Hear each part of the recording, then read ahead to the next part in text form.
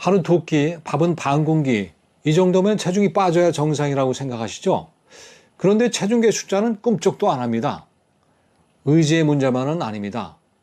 적게 먹어도 살이 빠지기 어려운 식사 패턴과 몸의 반응이 숨어 있을 수 있습니다.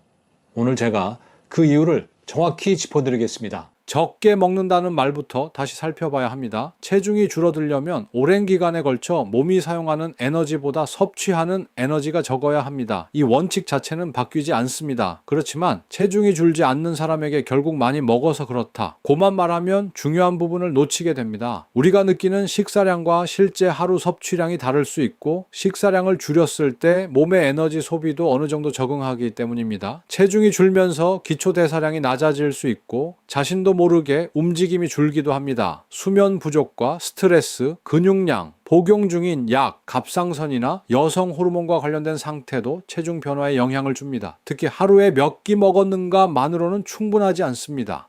두 끼만 먹어도 한 끼의 양이 크거나 달콤한 커피와 음료, 간식, 야식이 더해질 수 있습니다. 샐러드를 먹더라도 드레싱과 치즈, 견과류를 많이 넣으면 에너지 밀도가 높아질 수 있고 주중에는 절제했지만 주말 두세 끼의 양이 크게 늘어 일주일 전체 섭취량이 많아지는 경우도 있습니다. 그래서 체중이 정체될 때는 나는 별로 안 먹는데 라고 자책하거나 단정하기보다 사흘 정도만이라도 음료와 간식, 소스까지 포함해 실제 섭취 패턴을 확인하는 것이 먼저입니다. 인슐린은 살찌게 만드는 악당이 아닙니다. 인슐린은 췌장에서 만들어지는 꼭 필요한 호르몬입니다. 탄수화물이 소화되어 포도당으로 흡수되면 혈당이 올라갑니다. 그러면 인슐린이 분비되어 포도당이 근육과 여러 세포 안으로 들어가 에너지로 쓰이도록 돕고 남는 에너지를 간과 근육 등에 저장하는 과정에도 관여합니다. 식후 인슐린이 올라가면 몸은 방금 들어온 에너지를 먼저 사용하고 저장된 지방을 꺼내 쓰는 과정은 일시적으로 줄어듭니다. 이것은 병이 아니라 정상적인 생리 반응입니다. 따라서 밥을 한 번 먹어 인슐린이 올랐다고 그 음식이 곧바로 체지방으로 바뀌는 것은 아닙니다. 하루 전체와 여러 날에 걸친 섭취량, 활동량, 식사의 질이 함께 작용합니다. 그렇다면 인슐린은 왜 중요할까요? 흰밥, 흰빵, 면, 떡, 설탕이 들어간 음료처럼 흡수가 빠른 탄수화물을 한 번에 많이 먹으면 식후 혈당과 인슐린 반응이 커질 수 있습니다. 이런 음식은 식이섬유가 적고 빨리 먹기 쉬워 어떤 분에게는 포만감이 오래가지 않아 다음 간식이나 식사량이 늘어나는 계기가 되기도 합니다. 이런 식사 패턴과 에너지 과잉, 활동 부족이 오랫동안 반복되면 복부 지방이 늘고 인슐린 저항성 위험도 커질 수 있습니다. 인슐린 저항성이 생기면 같은 일을 하기 위해 몸이 더 많은 인슐린을 필요로 할 수 있고 혈당 조절도 점점 어려워질 수 있습니다. 반대로 복부 지방과 인슐린 저항성은 서로 영향을 주기 때문에 어느 하나만 원인이라고 말하기 어렵습니다. 결국 인슐린은 체중 조절에서 중요한 요소이지만 살이 찌고 빠지는 것을 혼자 결정하는 스위치는 아닙니다. 한국식 식사에서 놓치기 쉬운 것은 탄수화물의 중복입니다. 진료실에서 밥은 반 공기밖에 안 먹는다고 말씀하시는 분들이 많습니다. 그런데 식사 내용을 하나씩 살펴보면 밥과 감자조림을 함께 먹고 찌개에는 당면이나 떡이 들어가고 식후에는 믹스커피나 과일 주스를 마시는 경우가 있습니다. 국수나 냉면에 만두와 주먹밥을 곁들이기도 하고 떡볶이에 튀김과 어묵, 김밥을 함께 먹기도 합니다. 아침을 가볍게 먹는다며 시리얼에 우유를 붓고 바나나와 달콤한 커피를 더하는 경우도 있습니다. 각 음식의 양은 많지 않아 보여도 밥, 면, 떡, 감자, 빵, 달콤한 음료가 함께 겹치면 전체 탄수화물과 에너지 섭취량은 생각보다 커질 수 있습니다. 또 한 가지는 눈에 잘 보이지 않는 당류입니다. 불고기와 갈비찜, 양념치킨, 떡볶이처럼 단맛이 강한 양념에는 설탕이나 무릇, 시럽이 들어갈 수 있습니다. 건강식처럼 보이는 요거트와 시리얼, 과일, 음료에도 당류가 더해질 수 있습니다.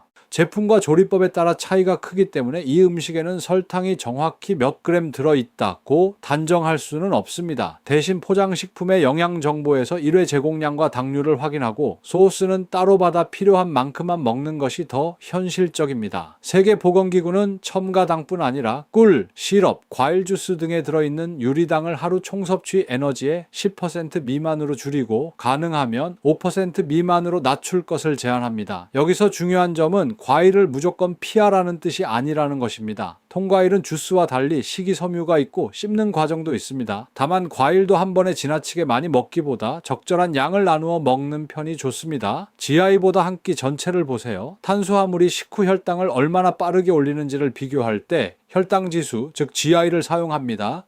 하지만 흰밥의 GI는 몇이니 나쁘고 이 음식은 낮으니 마음껏 먹어도 된다는 식으로 판단하면 곤란합니다. 쌀의 품종과 조리법, 밥이 식은 정도, 먹는 양, 함께 먹는 반찬에 따라 실제 혈당 반응이 달라질 수 있기 때문입니다. GI가 낮은 음식도 많이 먹으면 전체 탄수화물 섭취량은 커집니다. 반대로 같은 양의 밥이라도 채소와 단백질을 함께 먹고 천천히 식사하면 혈당이 올라가는 속도와 포만감이 달라질 수 있습니다.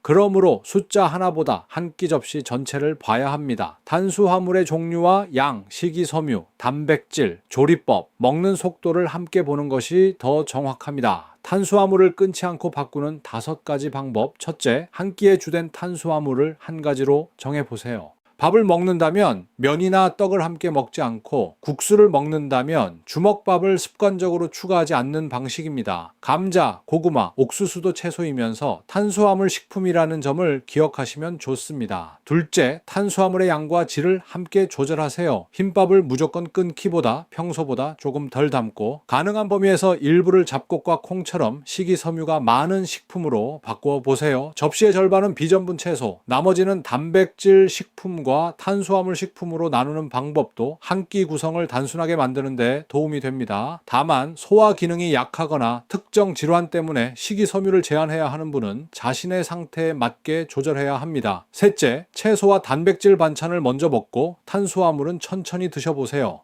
이런 식사 순서는 일부 사람에게 식후 혈당 상승을 완만하게 하는 데 도움이 될 수 있습니다. 하지만 순서만 바꾸고 전체 식사량이 그대로 늘어난다면 체중이 저절로 줄지는 않습니다. 식사 순서는 보조 방법이고 기본은 한 끼의 양과 구성입니다. 넷째, 씹는 탄수화물보다 마시는 당류를 먼저 줄이세요. 믹스커피, 시럽이 들어간 커피, 탄산음료, 과일 주스를 물이나 무가당 음료로 바꾸는 것부터 시작해보세요. 음료는 포만감이 크지 않은데도 당류와 에너지가 빠르게 더해질 수 있어 비교적 작은 변화로 하루 섭취량을 줄이기 좋습니다. 대체 감미료를 사용하더라도 무설탕이니 얼마든지 괜찮다고 생각하기보다 단맛의 빈도와 전체 섭취량을 함께 줄이는 것이 좋습니다. 다섯째, 식사 후 10분에서 15분 정도 가볍게 걸어보세요.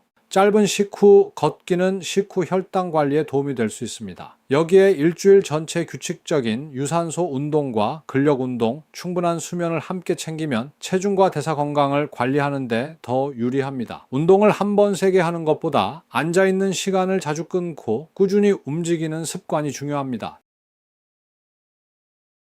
체중계 숫자는 하루가 아니라 흐름으로 보세요. 식사를 바꿨는데 다음날 체중이 그대로라고 실패한 것은 아닙니다. 체중은 수분과 염분 섭취, 탄수화물 저장량, 배변 상태, 월경 주기 등에 따라 하루에도 달라질 수 있습니다. 가능하면 비슷한 시간과 조건에서 측정하고 하루 숫자보다 일주일 평균의 흐름을 보는 편이 좋습니다. 그리고 사흘에서 일주일 정도 식사 사진을 남겨보세요. 밥의 양만 찍지 말고 음료와 간식, 소스까지 함께 기록합니다. 언제 가장 배가 고팠는지, 수면은 어땠는지도 적어보면 자신에게 반복되는 패턴이 보이기 시작합니다. 생활을 바꿔도 체중이 그대로라면 식사와 활동을 몇 주 동안 꾸준히 기록하고 조절했는데도 변화가 거의 없거나 체중이 갑자기 늘면서 심한 피로감과 부종, 추위를 심하게 타는 증상, 월경 변화가 함께 나타난다면 다른 원인이 있는지 확인할 필요가 있습니다. 복용 중인 약의 영향이나 갑상선 기능 이상, 다낭성 난소 증후군, 수면 무호흡증처럼 체중과 대사에 영향을 주는 상태가 있을 수 있기 때문입니다. 당뇨병이 있거나 인슐린 또는 혈당을 낮추는 약을 복용하는 분은 식사량이나 식사 간격을 크게 바꾸기 전에 의료진과 상의해야 합니다. 무리하게 끼니를 걸으면 저혈당 위험이 생길 수 있습니다. 핵심 정리.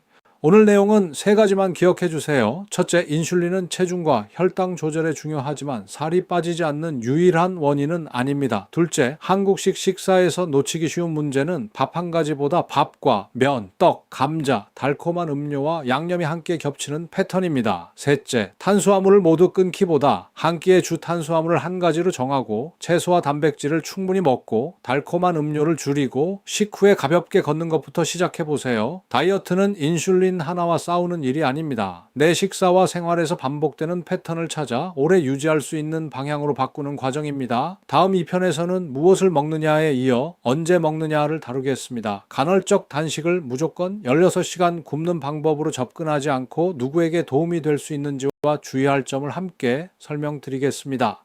오늘 내용이 도움이 되셨다면 구독과 좋아요 부탁드립니다. 지금까지 이충원 한의학 박사였습니다.